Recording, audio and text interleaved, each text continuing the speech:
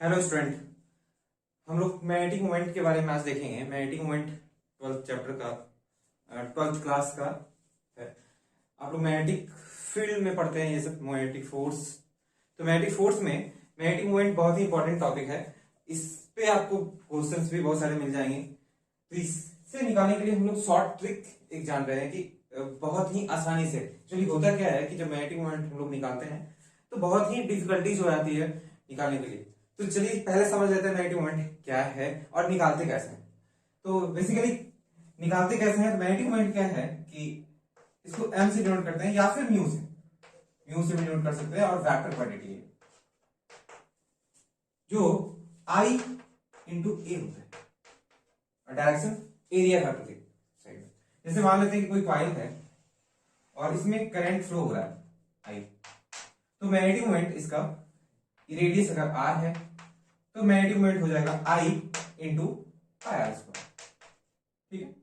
और डायरेक्शन जो होता है करंट के अलोंग, जब हम फिंगर को कर्ल करेंगे तो बाहर की तरफ होगा, या फिर ऐसे कर सकते हैं जब एंटी क्लॉकवाइज है तो बाहर की तरफ, और क्लॉकवाइज होता है तो अंदर की तरफ। तो एरिया वेक्टर जिधर होगा उसी डायरेक्शन में पाई आर स्क्वायर रखेंगे। ठीक है। तो ये हो गया मैग्नेटिक मोमेंट। और कभी कभी जब नंबर ऑफ कॉइल्स ज्यादा होता है तो 3, 4 मान लेते हैं n number of coils winding किया हुआ है, तो यहां पे मैग्नेटिक मोमेंट हो जाएगा N into I pi.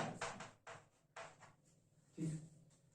But जब हम लोग किसी दूसरे केस में आते हैं, जैसे ये वायर था, इस जगह पे एक रिंग, और रिंग पे चार्ज है Q, plus Q charge ring है ना। तो इस पे प्लस क्यू चार्ज है और इस एक्सिस के थ्रू ये रोटेट कर रहा है।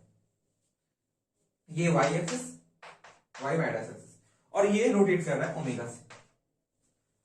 तो यहां पर चार्ज अगर रोटेट कर रहा है, मींस इस रिंग पे अगर चार्ज रोटेट कर रहा है, इस रिंग को हम लोग ऐसे दिखाना चाहें तो ये रिंग हो गया, और इस रिंग पे चार्ज प्लस क्यू डिस्ट्रीब्यूटेड है।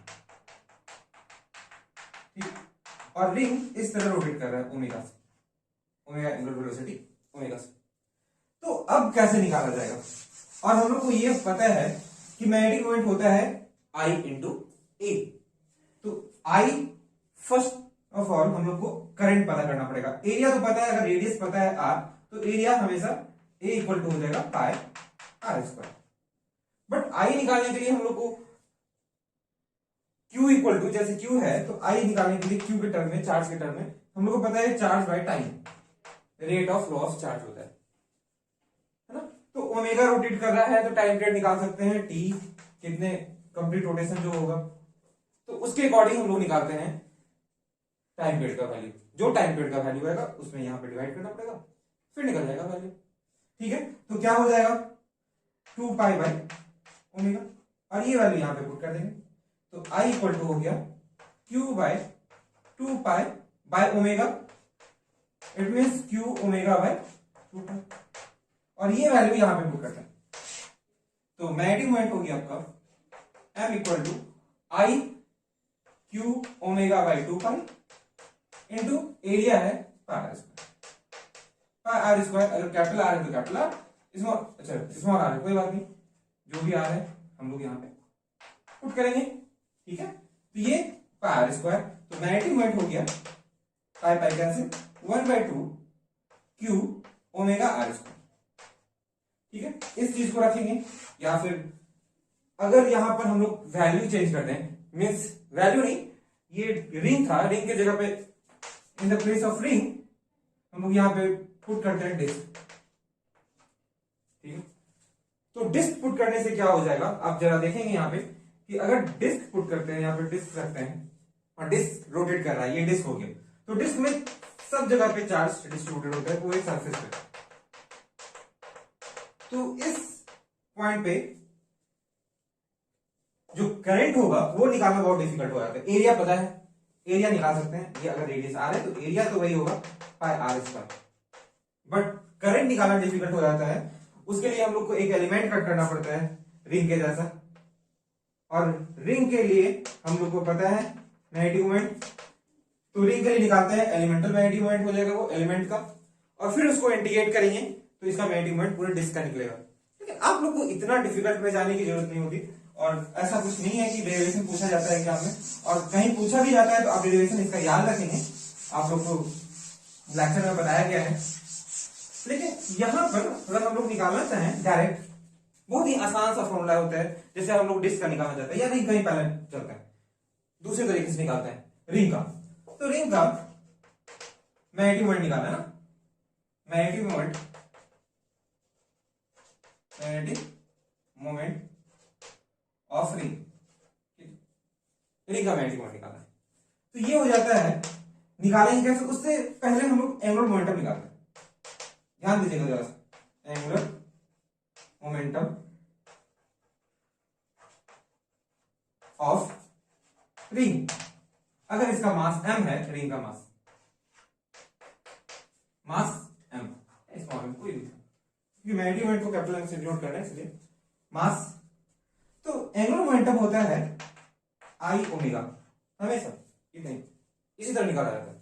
और I यहां पे करंट नहीं है, I है moment of inertia, moment of inertia. ठीक है, ये आप 11th में ही पढ़ चुके हैं। तो यहां पर हम लोग फिर से इसको इंटीग्रेट क्यों करने जाएं? अगर डिस्क रहा तो फिर स्फेयर रहेगा तो फिर अलग एलिमेंट कट करना पड़ेगा, सॉलिड स्फेयर रहा तो अलग होगा, अगर रड रहा तो फिर अलग होगा। तो इसीलिए हम लोग इतने ज्यादा इंटीग्रेशन करने की जरूरत नहीं है, डायरेक्ट हम लोग यहाँ पे बता दे रहे हैं आपको। तो मैग्नेटिक मोमेंट हो जाएगा, आई हो जाता है रिंग का magnetic moment of inertia, ring का हो जाएगा mr स्क्वायर इनटू ओमेगा। ठीक है, और अब हमको क्या करना है, मैग्नेटिक मोमेंट निकालना है। तो magnetic moment equal to direct m की जगह है ना q को रिप्लेस कर दो, और जो है वैसे उतार दो, और सिर्फ डिवाइड कर देना है 2 से। इसमें जो भी l का वैल्यू आएगा उसमें m को रिप्लेस करना है q से, और 2 से डिवाइड कर देना है, बस और कुछ नहीं करना। बहुत ही सिंपल है। इट मींस अगर रिंग का निकालना है तो रिंग का मोमेंट ऑफ इनर्शिया, ये एंगुलर मोमेंटम है mr स्क्वायर, एंगुलर मोमेंटम को लिखेंगे l equal to m omega r square, यही है। तो इसका क्या हो जाएगा, मैग्नेटिक मोमेंट m को रिप्लेस करना है q से, और ओमेगा r स्क्वायर, और बस इसको 2 से डिवाइड कर दो, निकल गया। किसी का भी निकल सकता है, अभी यही आया हो ना, हाँ? तो किसी को भी रिप्लेस कर सकते हैं। जैसे अब डिस्क का निकालने की कोशिश करते हैं, क्या है डिस्क का। तो डिस्क का एंगुलर मोमेंटम निकालना है, मैग्नेटिक मोमेंट पहले एक्चुअली निकालना तो मैग्नेटिक मोमेंट है ना ऑफ डिस्क। तो ये निकालने के लिए चलते हैं 11th में angular momentum, angular momentum of disc. क्या होगा डिस्क का, L equal to I omega, I moment of inertia, I correct नहीं है, यहां पे मोमेंट ऑफ इनर्शिया होता है। तो मोमेंट ऑफ इनर्शिया डिस्क का कितना है, हाफ एम आर स्क्वायर। अगर इसका मास m है तो हाफ m r स्क्वायर, तो यहां पे लिखेंगे half m r square into omega.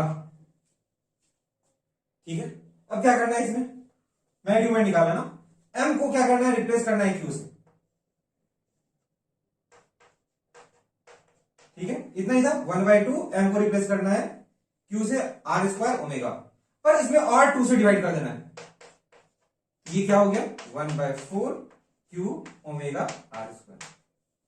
किसी का भी आसानी से निकाल सकते हैं, रॉड का। ठीक है, अगर रॉड का निकालना है, रॉड का